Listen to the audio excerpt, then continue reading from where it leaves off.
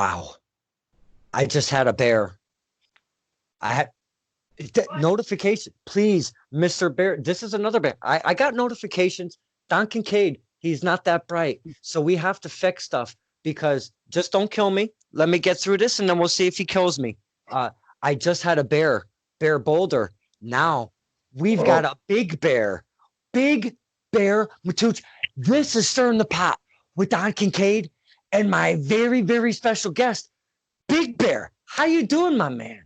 What's going on, stirring the pot? How's it going, Don? How you been? Well, it's been a while since we've seen each other, and we're definitely getting to that. Let me tell you. I'm doing okay. Now, thank you for spending the time with us. The fans, we like to get behind the curtain, behind the bear, behind the bear, if you will, a little bit.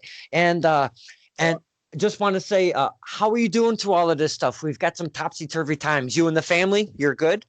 Well, unfortunately, my grandmother passed away Friday, so I'm having a little bit of a rough time right now. We're going through all that, but I was like, this would help get my head off that and just take a little time out and talk about wrestling since I miss wrestling so much right now, and it just stinks. It's just waiting for this all to end. Well, you have put some love in my heart that you're going through such a tough time right now. From us, the fans, to family Bear Matuch, we give our condolences. We're sorry, sir. Thank you. I appreciate that. And in such a difficult time, you're spending the time with us because you know what we do here, Mr. Bear. We speak wrestling. Well, no, we don't speak. We sit back. We talk wrestling like a couple of friends. We learn about. Yeah, we pull the curtain back. We learn about the character, maybe where you come from. Could be the woods. We don't know yet. So let's stop my silliness. Big Bear Matuch, I've seen you a bunch of times, mainly at Test of Strength. Now, I'm in Connecticut. Are you out of the Connecticut area? I'm actually in Massachusetts. I live in Boston. Malden, to be exact. Did you say Malden? A bear living in Malden, Mass? How fucking fitting is that? Oh my God. We do have a zoo over here, so it's kind of comfy. If I am a little excited, I apologize. I love having me some Big Bear on this. This is amazing. You don't know what this means to me. I appreciate the time to come on here. Trust me. Yeah, absolutely. Now, at Test of Strength, again, I've seen you mostly at Test of Strength, but I keep my eyes open. Test of Strength has a sister company called the Belltime Club.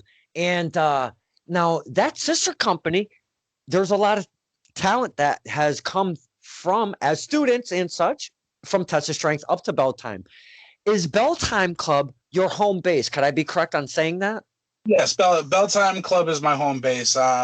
We use Slick's students just like we at the Belltime Club. He uses us. We have that relationship. We have that relationship with a lot of schools. We try and get out there as much as possible. I try and get out there as much as possible. Been working with the Limitless Dojo and Randy Carver.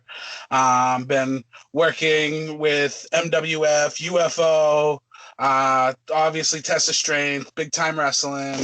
And as many people as I possibly can. I try and get out there as much as I possibly can.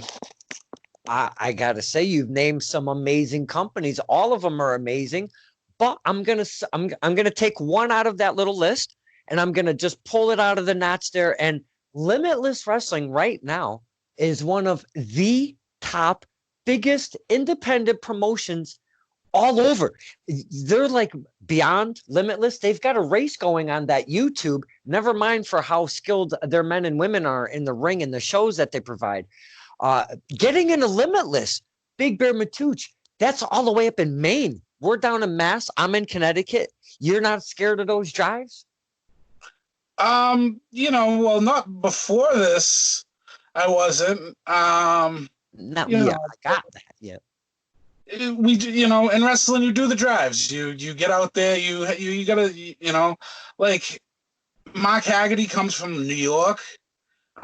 So he does the drives all the way out to Connecticut, all the way out to Boston. even further out in like Cleveland, Ohio, sometimes you got to do the drives. I've been down in the North Carolinas working with Big Time. I've worked up in Maine working for Tony Atlas, working for VCW. It all depends on where you got to go. You just do the drives. That's something that is a message to not only the fans, but if your peers or even new men and women are coming up in the industry, that's part of the advice that makes the very difficult task of being a wrestler. That's one of the main things that it takes to be on the road, do the drives, as they say, try to find an empty seat if you can, if some of the brothers and sisters are going, or even filling your seats up. So that's a vital part of being a wrestler, I would say. Yeah. Yep. Oh, it definitely is. I mean, I've been doing this for 16 years now. Partly, I've been to Russia, wrestled over there. I've been to Canada. You go to all these different places and you see all these amazing things, and then you come to reality and you got to work. You got to usually work a second job. Obviously, this isn't a full-time job. You try and work as much as you can doing it. If you can make it a full-time job, then obviously you're doing something right. Obviously I've been going through a lot, like I said. Past few years, I slowed down a little bit, but this past year I was really trying to make a comeback, bring it up. And this COVID-19 stuff just kind of put a bump in my whole situation. As some of these interviews I've done with the men and women, I hear that a lot because they had X name ahead of them that they were really looking to try to push their career, or they had X place that they were really looking forward to going to, like a promotion or something. Yeah. So all of you guys and girls, you kind of you really send that same message. We all miss it, and the fans. And I don't know if you guys from the inside the ring, but we fans, we miss it as much as you men and women do. We really do. Yeah, I'm sure. I mean, even as a fan, watching WrestleMania just wasn't the same. Without the fans, wrestling's just not the same. Sometimes you need the fans to. Hey, if you have to take care of it. Yeah. No, that was my mom just hammering a nail down. I was like, "What are you doing right now?" Hey. But yeah, no, wrestling is one of those things that like you need the fans just as much as you need the wrestlers. The fans are the reason we do this. You guys are the reason I'm doing this. If people weren't there to cheer and boo the hell out of me or cheer the hell out of me, do you really think I'd really want to jump in the ring and do all these crazy things that we do? No, we feed on you. Now that would be kind of weird, and like you said, WrestleMania, a little weird, but we're wrestling fans. We kind of get through it. We have some fun with it. But you mentioned you've been in the game for 16 years. I did not see that coming, my friend. Please. Yeah. Give us the fans that, especially that have never heard of Big Bear, give us a little insight. Where did you start? How long ago, and all of that good stuff? Well, I started off. Obviously, I lived in Malden, so Killer Kowalski. I went to his school, but he was closing down, and I was there for like the last month, and so I followed Richard Byrne. He was running a school right down the street. It's called Superstar Pro Wrestling. It was with his Tang Soo Do dojo. So the people he had there training were Tony Roy and Bob Rush. Tony, obviously, I don't know if you know Antoine Roy, the French Connection. Any of those guys, they were around back in the day. He was in the WWE for a while as a jobber. You can see matches online all the time of his. We learned from him. He actually was one of the guys that trained Triple H. And so he had a big part of his story, and he had a big part of my story. Honestly, he trained me I was there for about 5 or 6 years. And then I started working with Bell Time Club before It was with Bo Douglas. It was with Jason Rumble and Die Hard Eddie Edwards and DC Dillinger. Also, names that I've been in the ring with over there were John Walters, Tommaso Ciampa, Sasha Banks. All of them came into that school every once in a while and worked out, and we all worked out together. I've been doing it for a long time, 16 years, man. It takes a toll on you, but I love it, and I love doing it. I love performing for all you fans.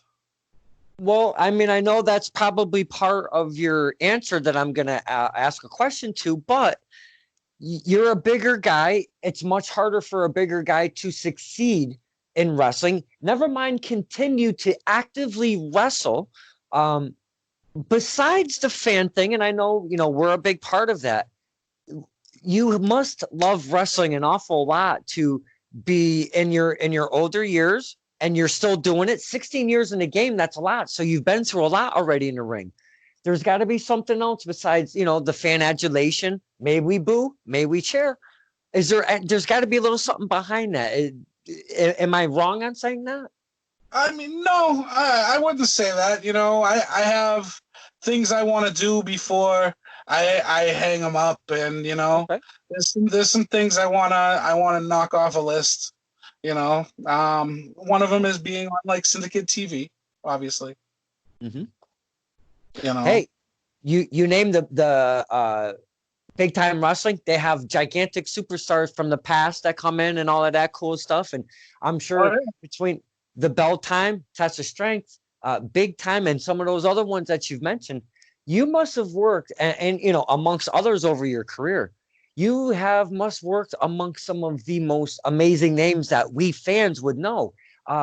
Could you name maybe a few of your favorites that maybe we would be familiar with? Well, one of my favorite matches was actually one of the second Big Time shows I worked for was at the Lynn Armory, and I ended up working Tony Atlas and Brutus the Barber Beefcake. I actually got stuck as one of the brain surgeons, and Brutus Beefcake was supposed to cut my hair. So I had the mask. Well, back then I actually had hair to cut. I had the mask lightly on so he could just pull it right off. Well, instead, he goes up to my partner and he's trying to rip the mask off, and it's fully tied tight, and he's like choking him out, trying to pull it off. And I'm like, wrong guy on the ground, supposed to be knocked out.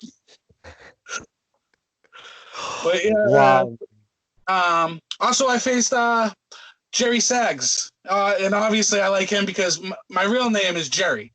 So okay. Gotta love a guy who has your name. Nasty Boys. Yeah. Now, have you always been a bigger guy in wrestling through your career? Yeah, I've always been a bigger guy. I've always tried to do crazy stuff though. So.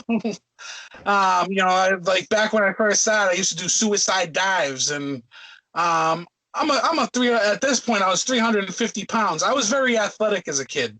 I did extreme strongman. I'm very, very strong. Like wow. Extreme strongman, sir. Fill in the fans. What are we talking? Those like picking up the big boulders and throwing them up. Mm-hmm. Doing that. The kegs over the head, trying to hit over the bar. Did that. The Coliseum bars. I used to do those. I was pretty good back when I was like 18, 19. I got into it, and then that's how I actually found wrestling too at the same time. I mean, I was always a fan of wrestling. My grandfather loved wrestling as a kid.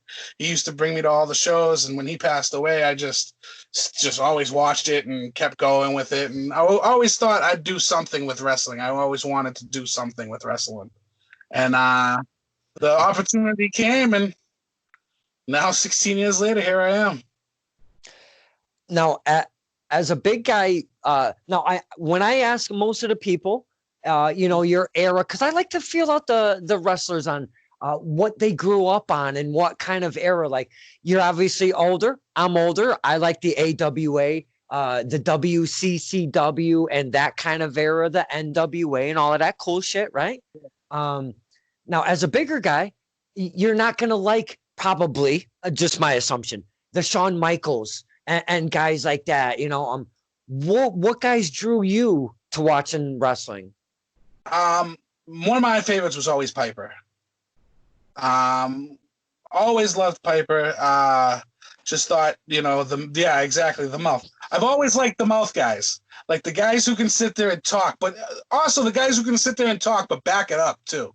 Like, if they couldn't back it up, it wasn't really worth watching.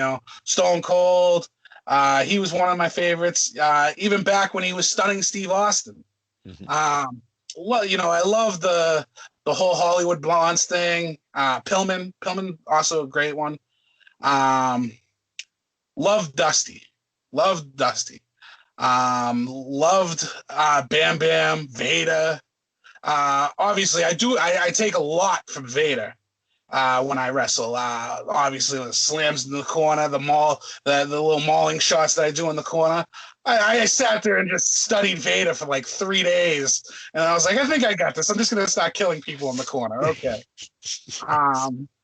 Also, I've always been a big fan of like old school New Japan. Old school New Japan. The Legion of Doom, when they were there, I loved them. The Steiner brothers when they were over there. Chris Benoit when he was over there. Eddie Guerrero when he was over there. Owen Hart. All those guys, they just had so solid matches and beat the crap out of each other every single day. It was great. It was great. I love it. Now, as a big bear, you mentioned a suicide dive, and I've seen you do this cool little thing, and we're definitely going to be talking Lone Survivor 2. We have to talk Lone Survivor 2. But at Lone Survivor 2, there were some guys outside the ring, and I love this one specific thing you did. You looked around and you were trying to get us invested in one thing and one thing only. That means you're going to hit the ropes, run across, and you're either going to do something kooky through or over the ropes. And as a big guy, we are glued to what's about to happen. So he gets us invested. He hits the ropes. He comes rolling over, leans on it, and just roars at everybody while another one of his partners jumps on him and then out to said competitors. That shit I love. Thank you. Not a problem. I mean, that's the spots that you gotta love. I was honestly thinking about actually just going and saying, screw it, and hit him with it, but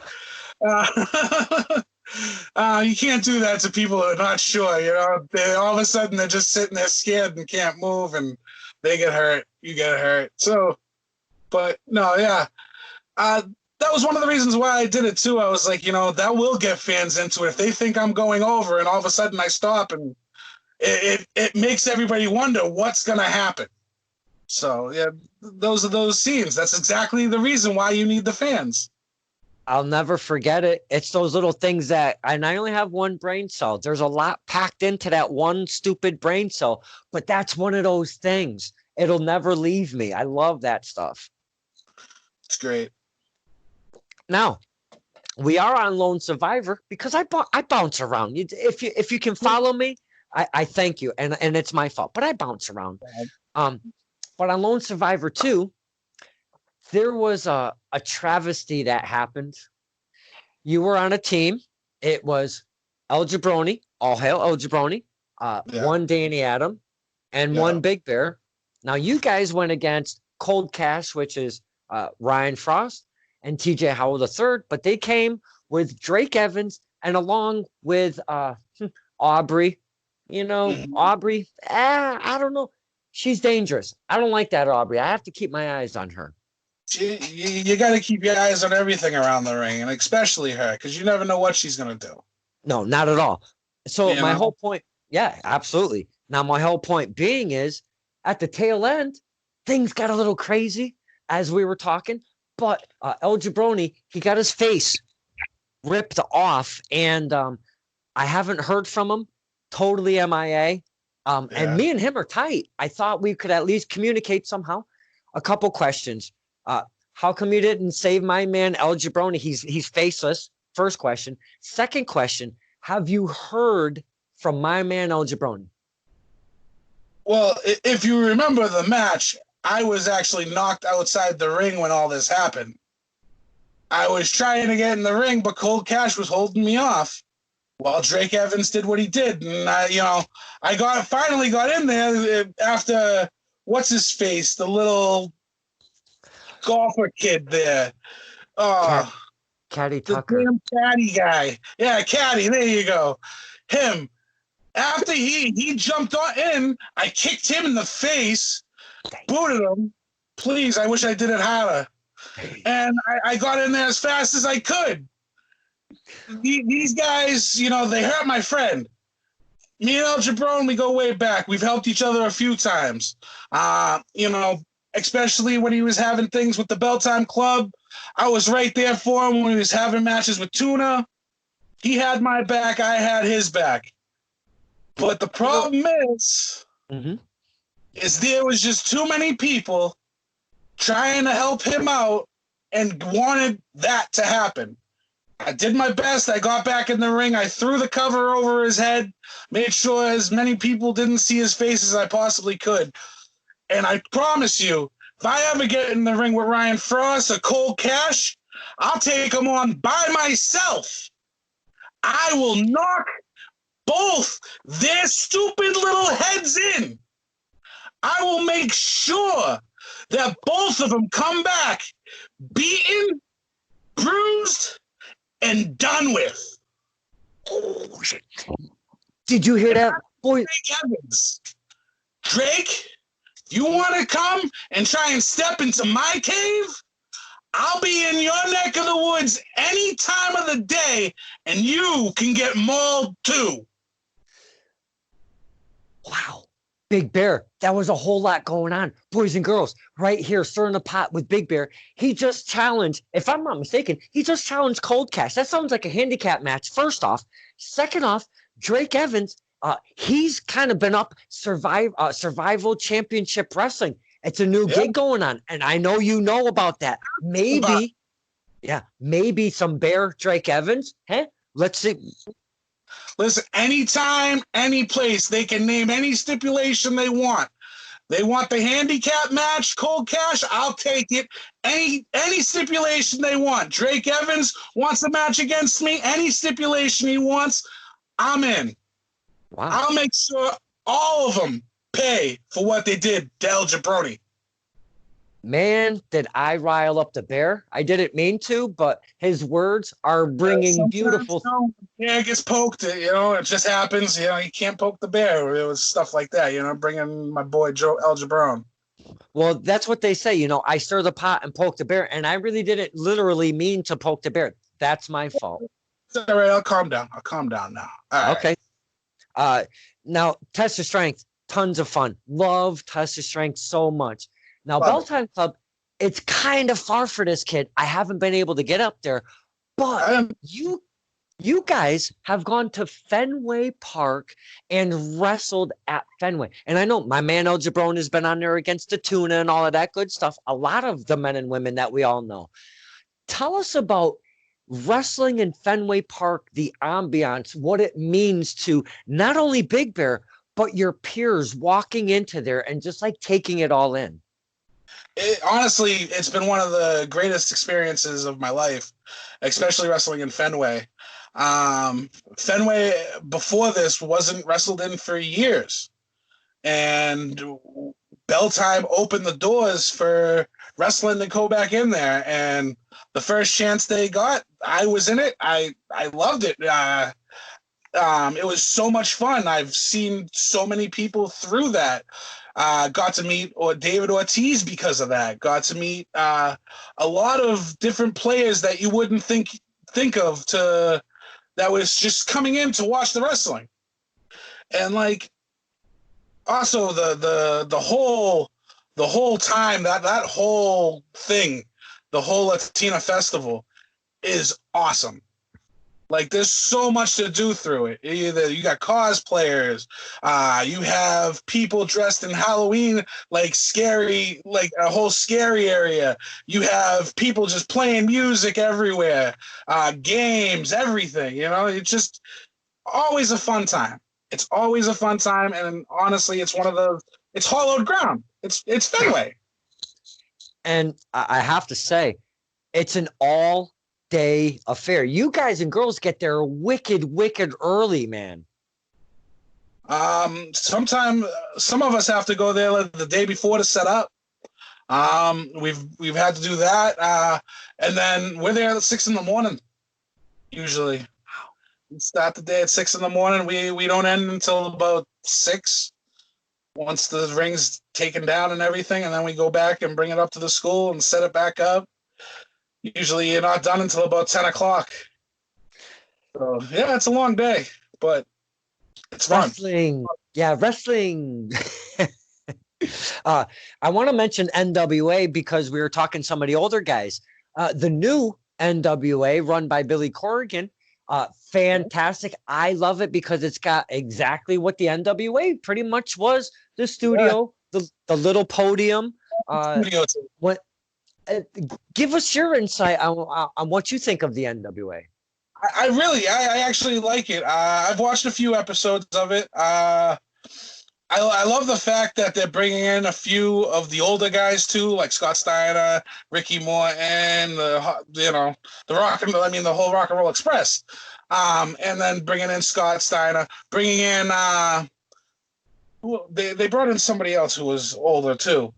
Well, anyways, but the whole thing is like if it has that old school feel to it, and that's what I kind of miss out of wrestling. Is you don't get that old school feel anymore. The matches seem pretty good. Everything on there is actually like I see a lot of this new people getting out there in it too. Delmy, she's on it all the time.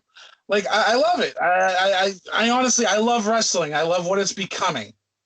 It's not the same as it used to be, but still has a little bit of that old school feel with NWA. Exactly, because like the modern day wrestling, it kind of looks more like the AEW right now. If you've ever watched AEW, that's kind of more of the modern wrestling where NWA just did a total throwback and is like, this is what we're giving you. And we're going to give you the corny ass commercials in between. They even do that, which is like, wait, what? And they're bringing new characters too. They're not just leaving you with just, this is just a guy who's going to come in here and do flips. This is, there's a lot of people out there that, I mean, don't get me wrong. The flippy wrestling has its place, but if you don't have the characters in wrestling, that's what you're going to miss. You need characters. You need someone to go out there and act like a bear. You need somebody to go out there and act like an idiot. You need somebody to go out there in a mask and just wave around and do airplane spins, El Jabroni. It's those types of things that you need in wrestling to make wrestling go around. There's so many different flavors of ice cream, if that's how you want to put it. There's just everybody could have their own flavor and nobody has to be the same. But some people it's just cut and paste, cut and paste. It's the same thing over and over. And that you can also get away with that in wrestling, but if you have a character and you have the whole set and you can do some of the flips and stuff, you're going to make it far in this business. Now, I like to talk about support system with the men and women in the industry because, as we all know, one of the probably one of the hardest professions to really succeed in as a singles competitor and to push your own brand, to try to get to that platform of the big leagues, if you will. Support system. Could you talk to us, the fans? Do you have a support system, and who is it? I have family. Like I have my family that helps me out. My mom, she's a big supporter of me. She's always been there. She'll come to shows around the area all the time. My grandmother, who just passed, God bless her soul, she actually used to come to one of the shows. I actually have a very funny story about a UFO show. Brian Malonis versus Chris Dickinson. And my grandmother's front row in her wheelchair. And Malonis is in the ring, and Chris Dickinson is making his entrance, and he's doing the Dirty Daddy gimmick. He goes over to my grandmother, and he gives her a lap dance. Doesn't know it's my grandmother. Doesn't know at all it's my grandmother, but he ends up giving her a lap dance. She loved it. She talked about that for like 3 weeks afterwards. And like she had full-blown dementia at the time. And like she remembered that. She could barely remember anything else, but she remembered Chris Dickinson and I had so much. What was that guy I danced with? Yeah, Grandma. It was Chris Dickinson. Yeah, he was so nice, such a nice young boy. You do know I'm your grandson. Please give me some of that. You know what? To see you smile and talk about that story, this right here, my friend Big Bear. This is why we do this. So, myself, yourself, the fans, and I'm sorry if it's just my mom and dad that are watching. That's my fault. My apologies. I hope more than are watching it. But that's why we do this, to have some fun and see Big Bear smile like that. Feels good to smile sometimes. Now, I'm at the ring with Ryan Frost. I'll get my mean mug on. Yeah, and I like when you and Ryan Frost, me and him, we're okay. He likes to protect me about 85% of the time, but we have a good relationship for the most part. And when you speak bad about him, I'm actually it warms me a little bit. And probably Ryan is going to be mad at me for that, but I'm sorry. But when I see Big Bear, especially after they tore the face off of El Jabroni, I would like to see some redemption done. So Big Bear, I love you for anything that happens to Mr. Frost, Mr. Howell, Drake Evans. Thank you. Not a problem. Not a problem. Make now sure what we like, maul them good. And so what we like to do, though, is we pull back the curtain on the character.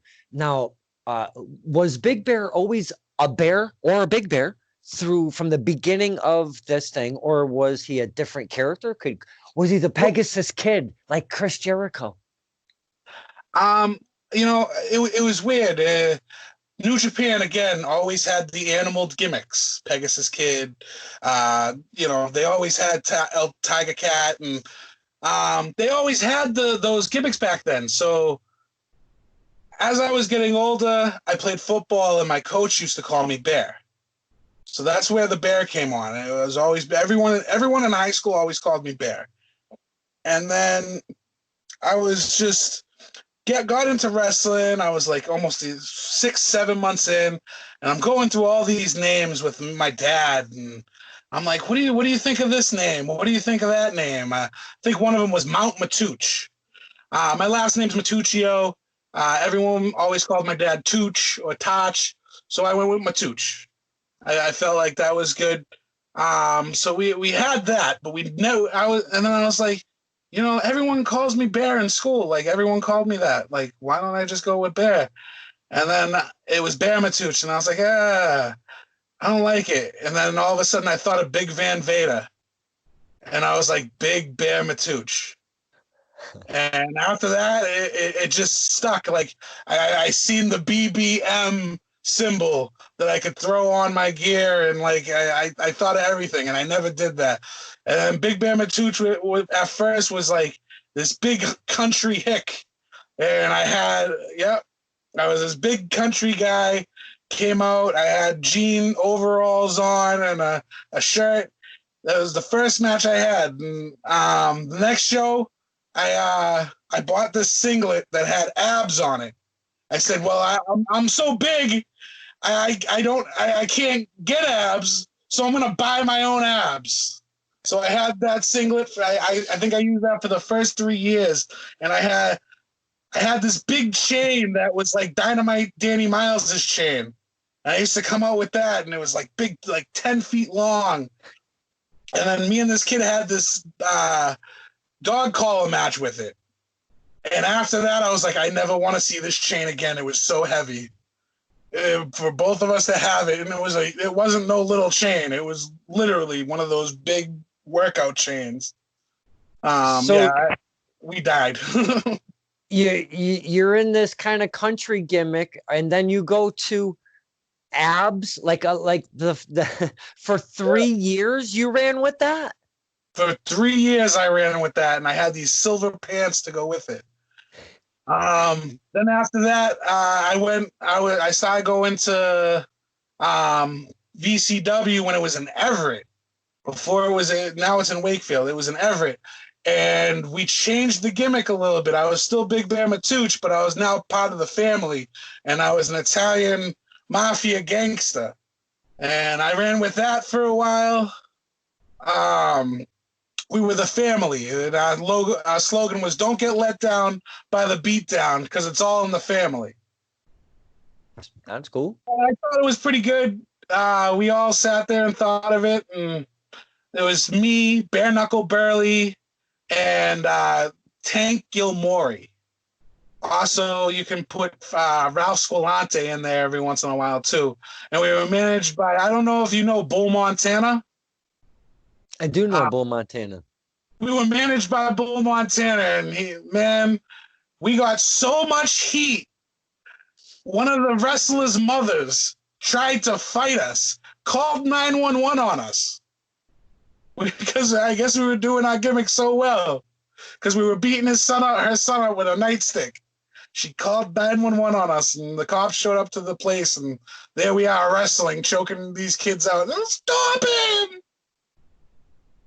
You know, it's funny you say that, because I went to a show before this all went down, but I went to a show, and the owner of the venue, it was the first time wrestling was ever there. It was like a bar situation kind of thing.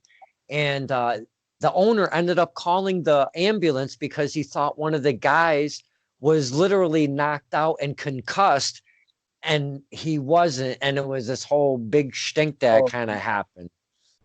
Yeah, see, you gotta know wrestling to be in. If you don't know wrestling, don't put your nose into it.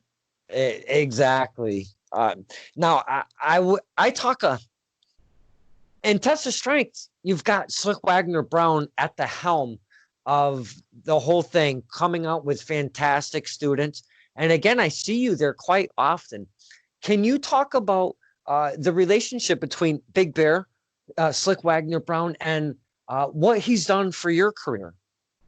Well, I mean, I've known Slick for a very, very long time. Okay. NWA New England days, back in like 03, 04. One of the funniest guys in the locker room, honestly. I love Slick. He's hilarious. His laugh, just hearing him laugh, that laugh that gets you every single time. He's one of those guys that always lights up the room when you see him. Great wrestler, great. Like by far, like I don't understand. He should have been signed millions. WWE messed up not signing him. Mm-hmm. He should have been signed years ago. He was always willing to help guys that are younger than him. He was always willing to help me when I first started. Would sit and watch my matches, let me know how I did. Him, Bo, Jason Rumble, all of them, man. I wouldn't be here still if it wasn't for those three guys right there. Also, DC Dillinger and Die Hard Eddie Edwards, those guys, and Tony Roy. I wouldn't be here if it wasn't for them. Now, you've mentioned Bo Douglas a couple times, and me and Bo, I don't know. I got to be honest with you, because I like to. Bo don't know, because he don't know. Not everything. He thinks he does, but I try to do the Bo don't. Yeah. But I will say one thing. Bo does know wrestling. I got to give it to him, man. That guy can do the whole story thing, get me so sucked into where I really hate him and boo the piss out of him, and he shits on me. We have a relationship. That's what we do. Excuse me. I don't have the COVID. There was one time at the training days, the very intimate setting, Yeah.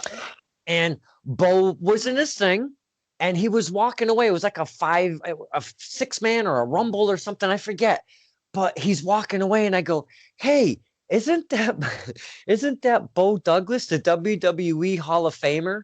And that was kind of after he got put into the New England Hall of Fame. And oh my God, did he turn around and look at me with fire.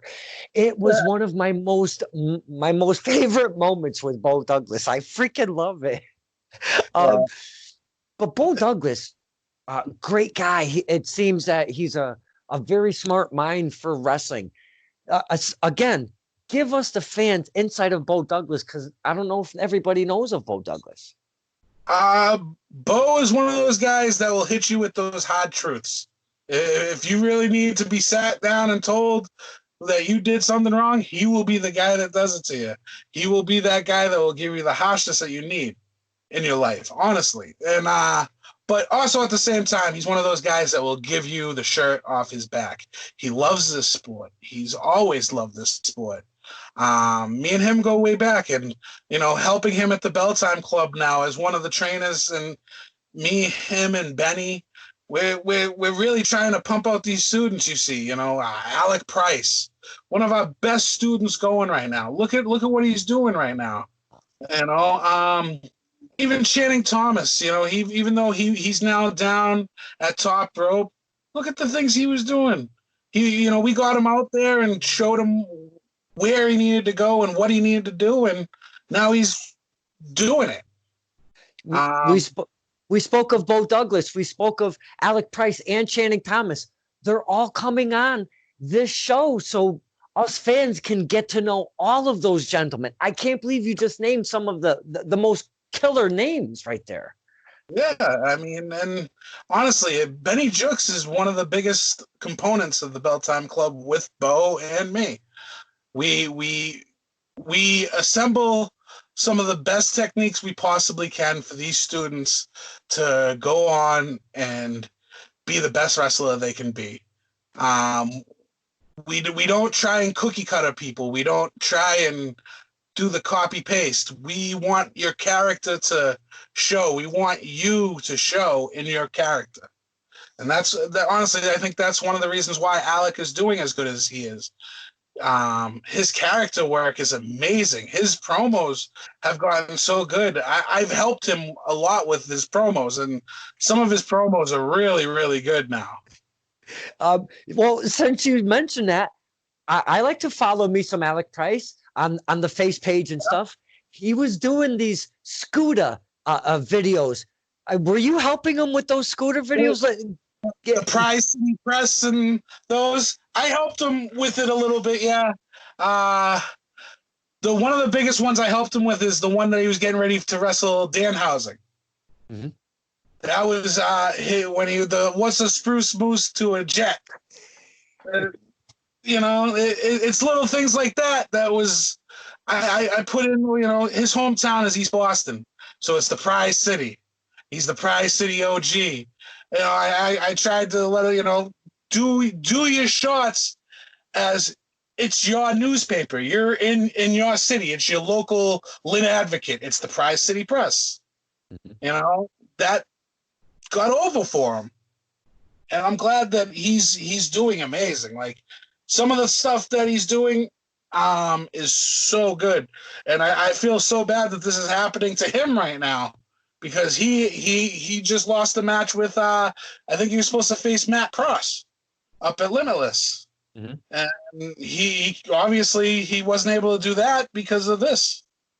So it's a tough time for everybody, I think, and we're all just trying to get through it. Absolutely, and those are the things we were talking about earlier. When you've got these big things that we're just lining up at just the right time, and then all of a sudden things kind of went to shit. But I mean, I know all of you men and women will definitely get back and make some magic happen. The dates are going to be crazy. Wrestling is going to be off the chain when we come back. All I know is I'm getting ready. Every day I'm here trying to get ready, trying to better myself, and I'm watching matches, doing squats, doing sit-ups, push-ups, anything I can do just to keep myself busy. And I'm going to come back, and with all the wrestling that I've been watching, I'm going to come do some crazy stuff. Watch and see. Well, I can't wait to see you maul some people. I love when Big Bear mauls people. That's kind of one of my favorite pastimes now. I'm into that. I definitely love mauling people. That's for sure. Okay, now we talked about your character and what it takes, you know, the whole gimmick from head to toe, the way you speak, what you present in the ring. But Big Bear, you've got this crazy little headdress thing going on. I Fill us do. in on what's going on with that. Well, another thing. So, like I said, you take from certain wrestlers something.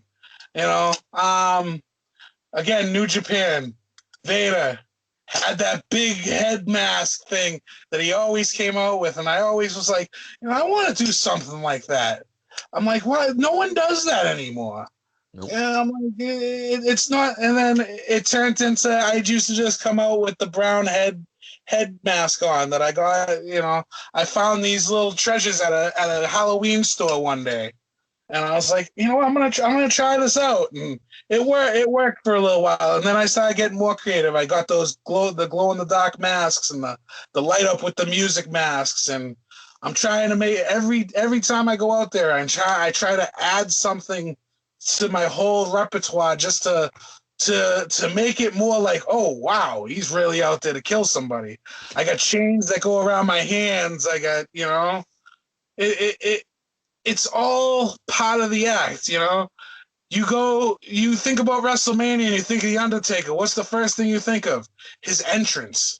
Mm-hmm. His entrance is like always these crazy great grand entrances. He comes out and all the druids are hanging out, shooting lightning bolts out of their faces and whatever, but that's what you think of. You're like, wow, this is the entertainment part. Well, in indie wrestling, we really don't have that. It's you that has the chance to do. So I try to replicate as much as possible as a big. I have the jacket, I have the face mask, I have the fur on my hands, I have I try to make it you believe that I'm a bear and I'm gonna really maul somebody. I'm gonna maul the person that I'm wrestling. Most likely because I really am gonna maul the person that I'm wrestling. Because when I get in there, it changes. I'm not Jerry no more. I'm the savage beast. I'm the animal that comes from within, and I'm gonna hurt you. How hard is it to go from Jerry to Big Bear? I mean, because sometimes you have a shit day at work, or you had a fight with a relative, or you hit the funny bone and it hurts for a while. You get that little funny bone pain. That Those sucks. kind of make it easier. When you're having a fight with somebody, it that kind of makes it easier. But no, I get what you're saying. Sometimes sometimes you're having a good day, and a guy like me, or I gotta go be angry and mean, and you're having a good day, and you just can't help but smile. Sometimes you gotta know when to switch it up too.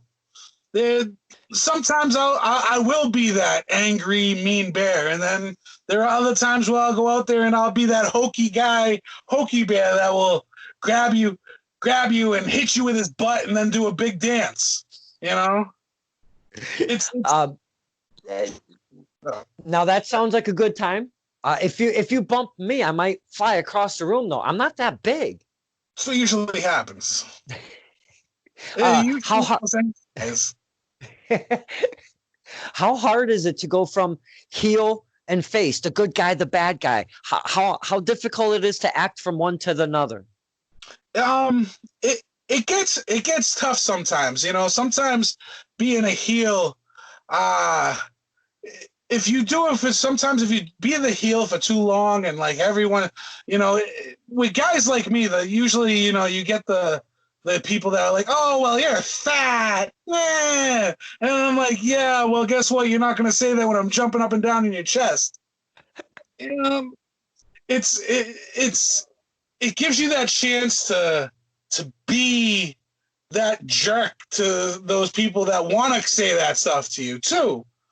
And then to try and change it back to face, you gotta, it's tough. Like, now you're trying to tell those same people, hey, I'm a good guy. Hey, I didn't mean what I said to you. You're just Josh. And you got to have some type of acting skills, obviously. You have to Mhm. have some kind of character skill. And, one of the things is that I think is you have to take you. You have to be you. Amplify you to 10 times as much as who you are. But have you in there. You have to have that little bit of you inside.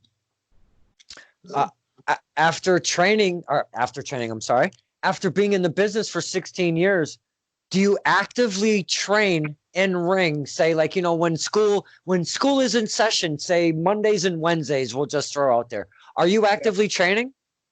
Honestly, the past 3-4 years, I've been at the Belltime Club faithfully every Tuesday and Thursday, helping the students, giving back and trying to teach them what I know now.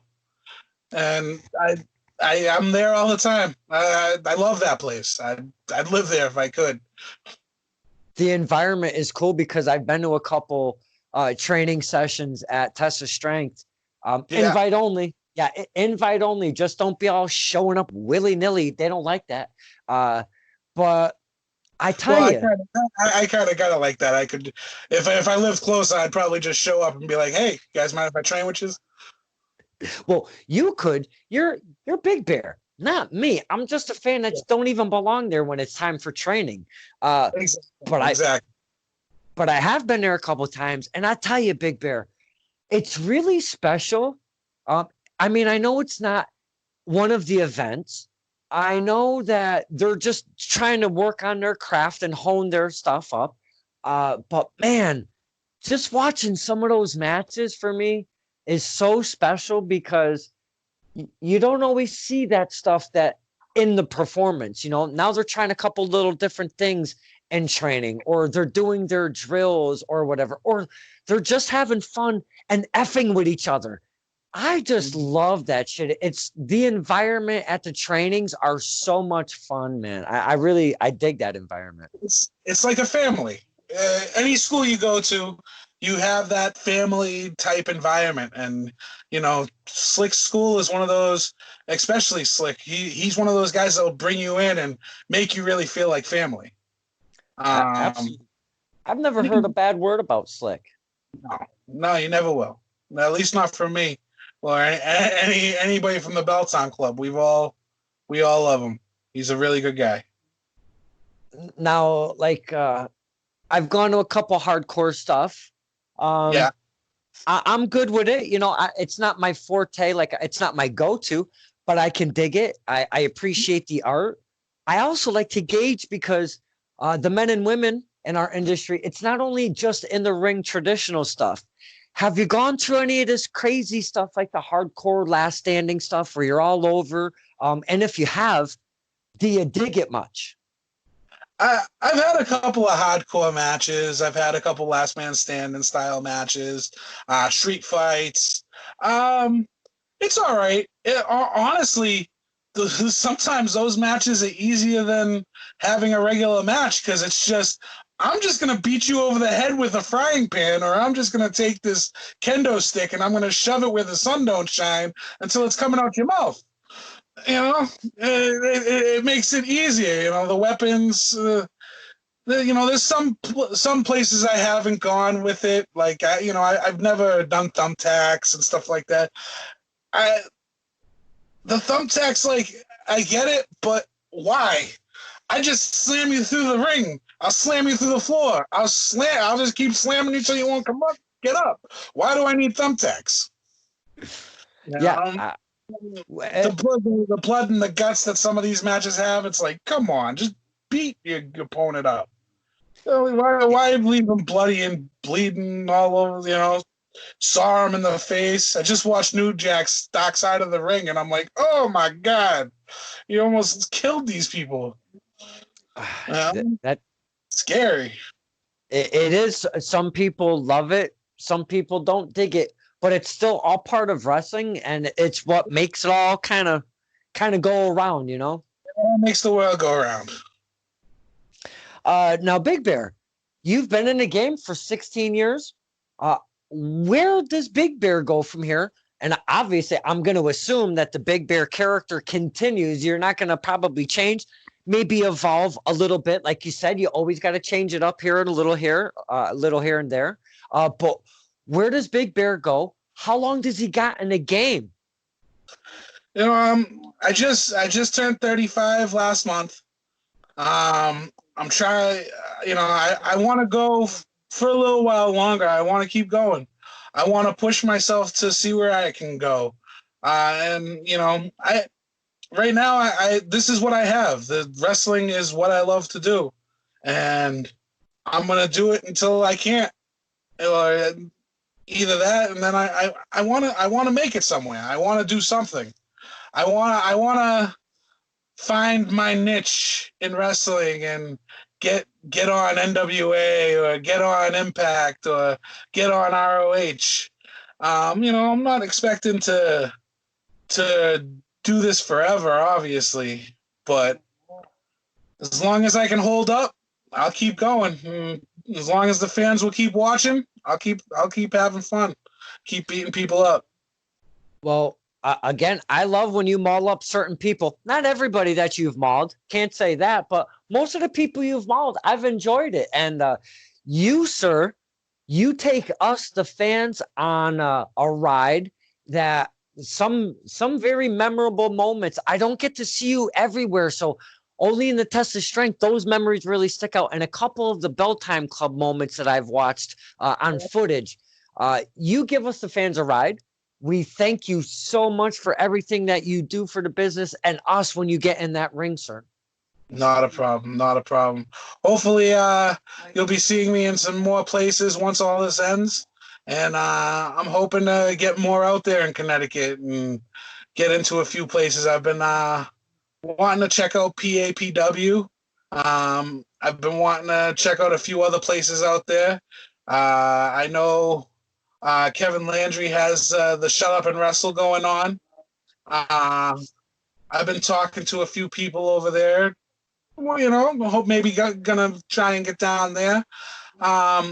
Also, me and Bo have been throwing around a little different gimmick called the Recliner Brothers.